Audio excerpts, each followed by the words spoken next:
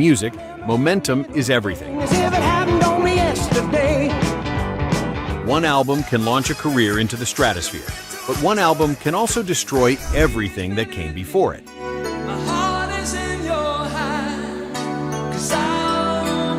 These are 10 musicians who watched their careers crumble after releasing just one bad album. Number 10. Terence Trent D'Arby.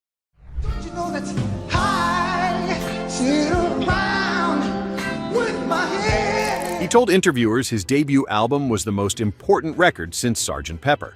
In 1987, that level of confidence seemed almost justified.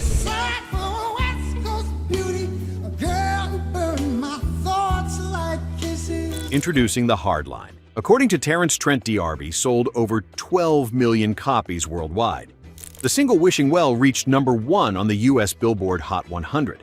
He won a Grammy for Best R&B Male Vocal Performance. They say that our poets must have an unrequited love. Critics compared him to Prince and Marvin Gaye. At 25 years old, he looked unstoppable. Then came Neither Fish Nor Flesh in 1989. The experimental, jazz-influenced album confused everyone who had bought his debut. Sales collapsed. Radio stations stopped playing him.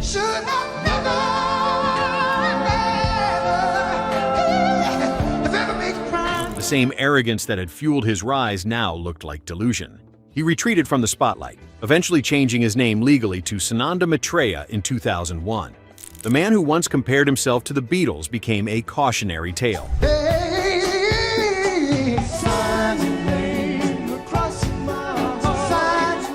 Number 9. MC Hammer.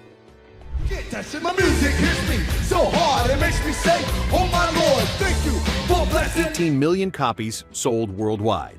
Please Hammer Don't Hurt 'Em was the best-selling rap album of all time when it dropped in 1990, becoming hip-hop's first diamond-certified record.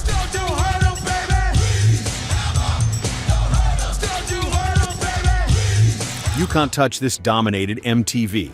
He amassed a peak net worth of over $30 million and maintained a staff of approximately 200 people. He was rap's first true mainstream crossover superstar. But hip-hop changed.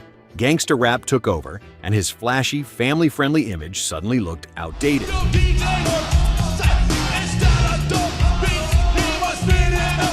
He tried to adapt with The Funky Headhunter in 1994, trading his dancers for a harder edge. It sold around 1 million copies, a catastrophic drop from his peak. The shift felt desperate rather than authentic. By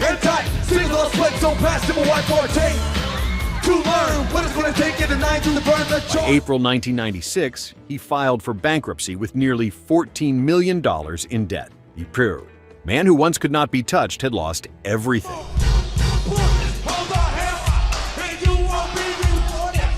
Number 8. Garth Brooks. Will she know how much I loved her? Nearly 150 million albums sold, the biggest-selling solo artist of the 1990s. Then, in 1999, he put on a black wig and soul patch to become someone else entirely. Chris Gaines was a fictional Australian rock singer with a complicated backstory, meant to star in a film called The Lamb.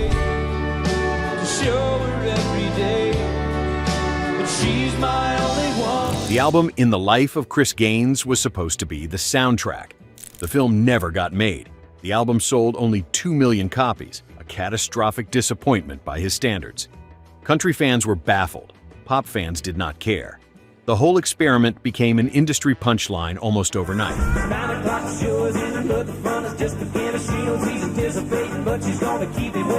He announced his retirement from recording just 1 year later in 2000. He eventually returned to music with a Las Vegas residency in 2009 and a world tour in 2014. But the Chris Gaines experiment remains one of the strangest self-inflicted wounds in music history.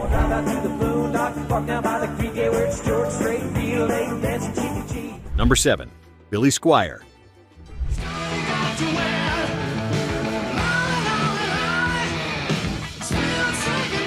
The King of Arena.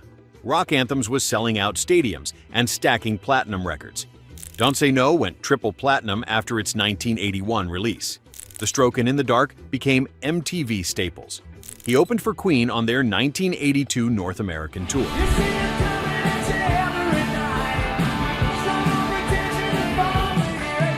Record executives believed he would become the next major rock superstar. Everything was pointing toward total domination. Then MTV aired the video for Rock Me Tonight from his 1984 album Signs of Life. He appeared in a pink tank top, prancing on pastel satin sheets, rolling around his bedroom.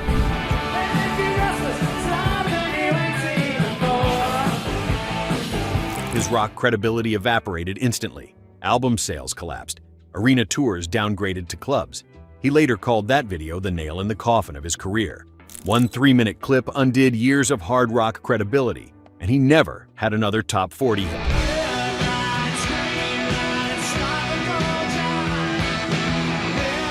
Number 6, Village People.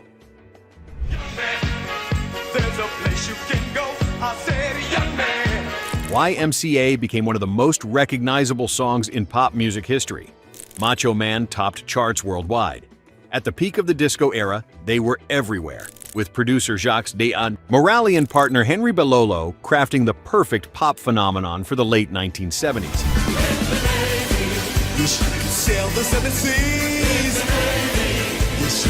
Their theatrical costumes and infectious hooks made them inescapable. Dance floors across America belonged to them. The disco backlash changed everything. When their 1980 film Can't Stop the Music arrived, the timing could not have been worse. The movie was so bad it inspired the creation of the Golden Raspberry Awards, winning the very first Razzie for Worst Picture.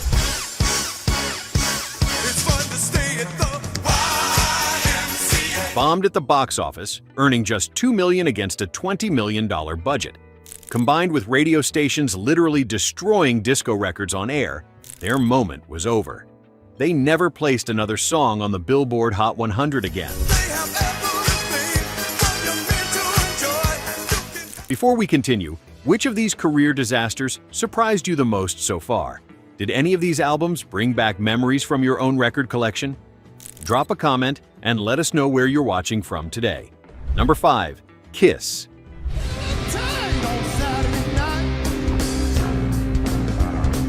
By 1981, they had spent nearly a decade as arena rock royalty. The makeup, the pyrotechnics, the merchandise empire. They had defined what it meant to be a rock spectacle. Then someone convinced them to make a concept album about a boy chosen to fight evil. She walks by moonlight. Music from The Elder featured orchestral arrangements from the American Symphony Orchestra, barely any hard rock, and a plot nobody understood. Longtime fans felt completely betrayed. It became their worst-selling studio album of the era, failing to achieve even gold certification.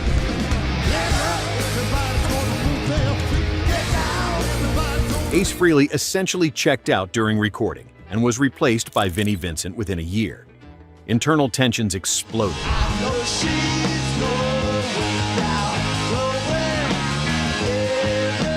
They eventually removed their makeup on MTV in September 1983 and completely overhauled the lineup just to survive. The Elder nearly killed one of rock's most iconic bands, and it remains a sore subject for Gene Simmons to this day.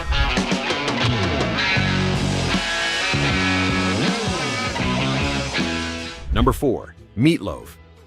Well, I remember every little thing as if it happened only yesterday. 43 million copies sold worldwide. Bat Out of Hell remains one of the best-selling albums in history.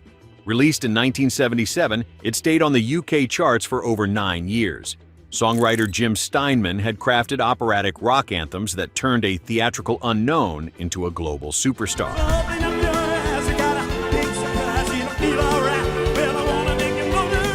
The performances were unlike anything rock music had ever witnessed.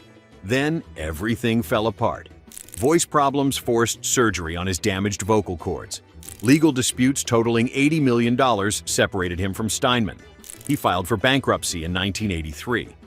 The albums that followed, Bad Attitude in 1984 and Blind Before I Stop in 1986, were commercial disasters without Steinman's songwriting genius. But that ain't getting us nowhere. For nearly a decade, the man behind Bat Out of Hell played small clubs and struggled to fill venues.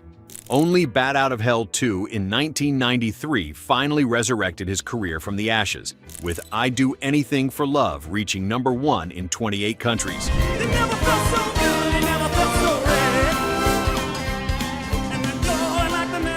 Number 3. Quiet Riot.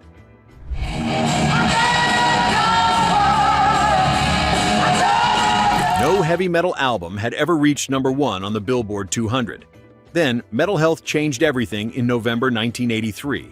Come On. Feel the Noise became an anthem, cracking the Billboard Top 5.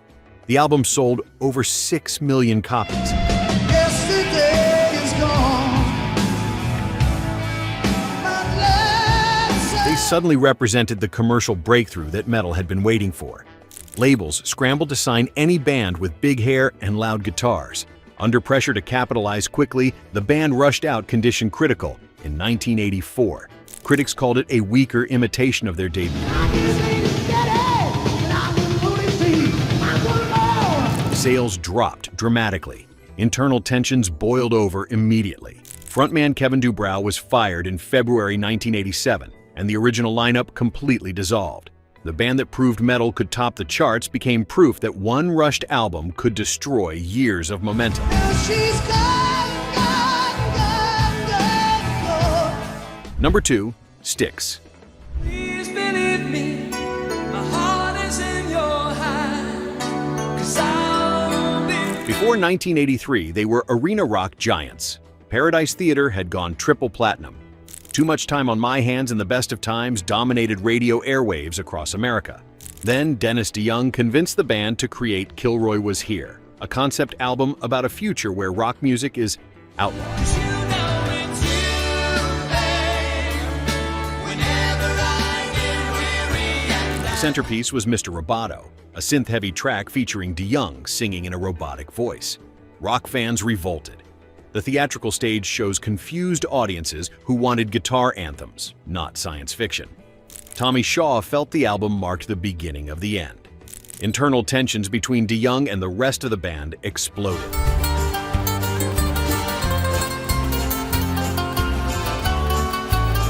Shaw departed in 1984, effectively breaking up the group. DeYoung was eventually replaced by Lawrence Gowan in 1999 and permanently excluded from reunion tours.